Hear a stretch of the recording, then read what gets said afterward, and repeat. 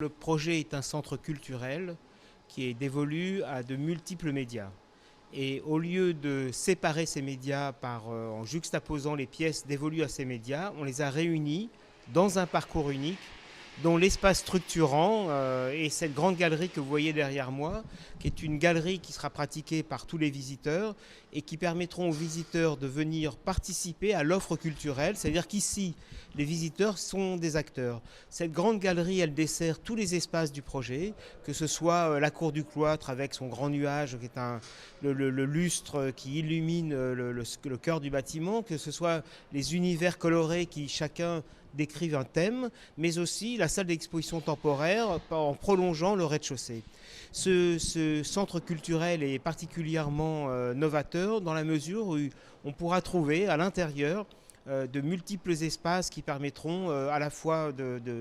lire des livres, de découvrir des œuvres, d'écouter de la musique, de voir des films, tout ça en libre accès, et surtout qui sont réunis autour de 5 thèmes qui sont Deauville, l'univers du cheval, le art, cinéma, spectacle, un espace dévolu uniquement aux enfants avec un endroit où on pourra écouter des contes, mais aussi un espace pour le bien-être. Les bâtiments d'origine étaient déjà faits de plusieurs époques et on a rajouté cette partie contemporaine qui fait que pour un lieu culturel, c'est un bâtiment qui étale plusieurs époques qui vont du début du 19e siècle jusqu'au 21e siècle. Et donc se promener dans le bâtiment, c'est participer à l'histoire de Deauville. Le projet s'inscrit dans une vision plus large que j'ai appelée l'amplificateur relationnel. C'est des espaces sur lesquels on travaille pour le tertiaire qui sont à la fois des espaces